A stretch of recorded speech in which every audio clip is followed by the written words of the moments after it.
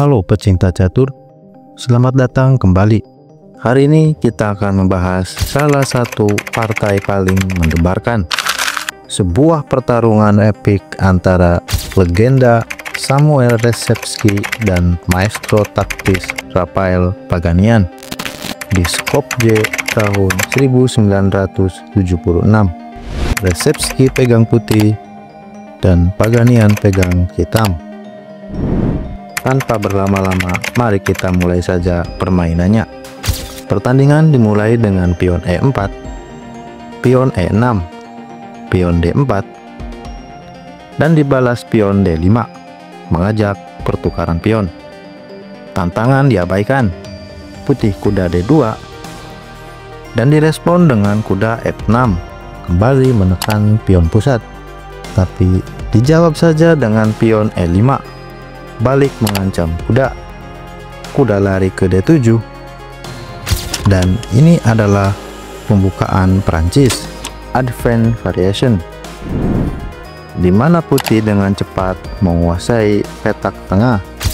Lalu pion F4 dimainkan, pion C5 kembali mengajak pertukaran, dan dijawab dengan pion C3, memperkuat struktur pion. Hitam kemudian kuda C6 dan putih kuda F3. Menteri A5, Paganian memilih langkah agresif, dan disinilah Rzepski melakukan langkah yang sangat berani dengan raja ke F2. Ini adalah langkah yang sangat tidak biasa dan sedikit blunder di dalam pembukaan. Permainan dilanjutkan dengan gajah E7, gajah D3, menteri B6, kuda E2. Lalu Paganian mulai menyerang pion pusat putih dengan F6. Rzepski menerima tantangan pion kali pion, dan Paganian membalasnya dengan gajah pukul pion.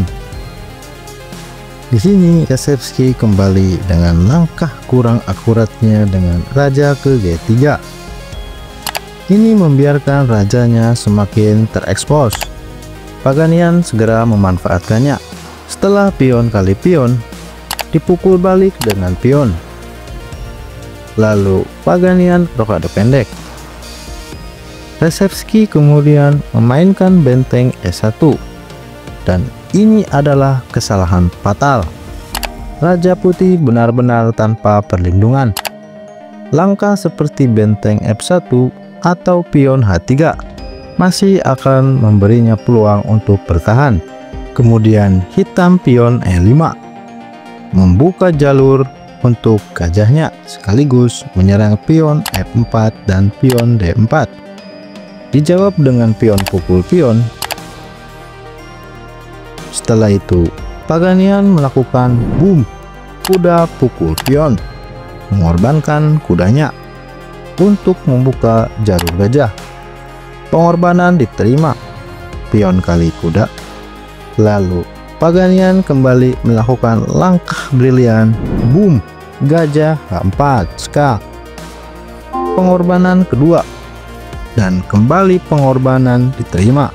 Kuda tidak boleh makan karena akan langsung skakmat dengan menteri F2.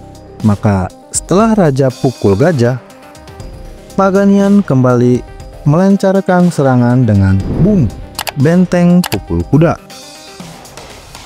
Ini adalah langkah penentu yang luar biasa.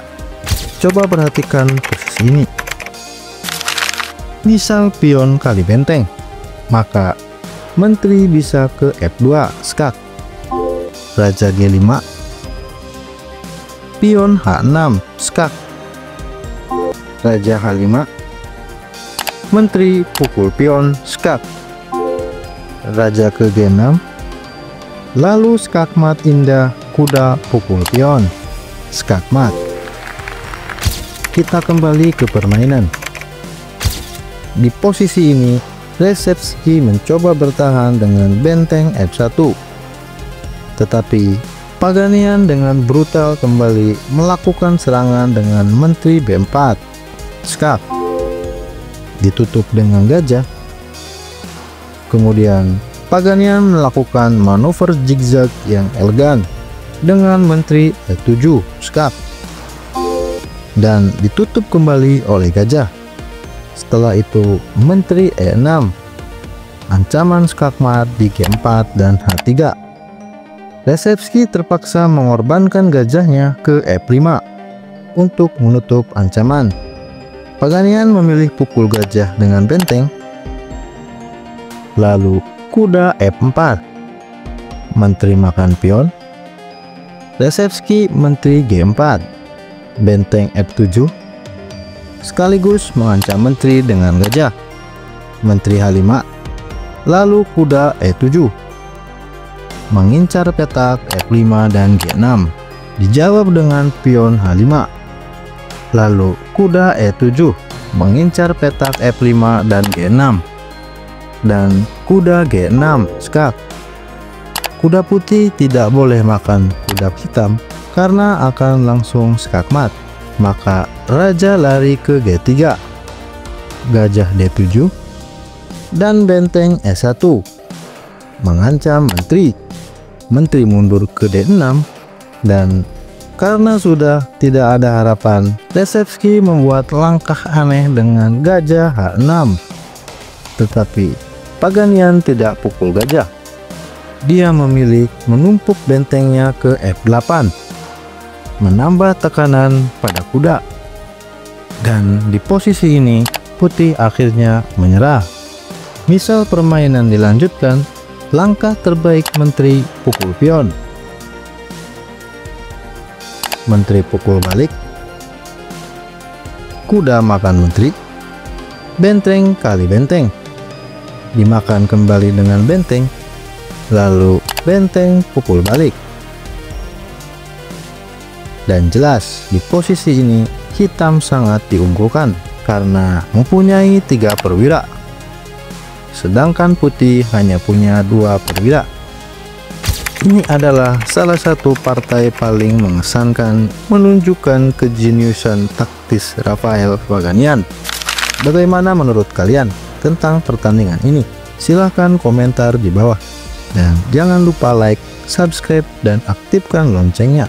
Dan sampai jumpa di video selanjutnya.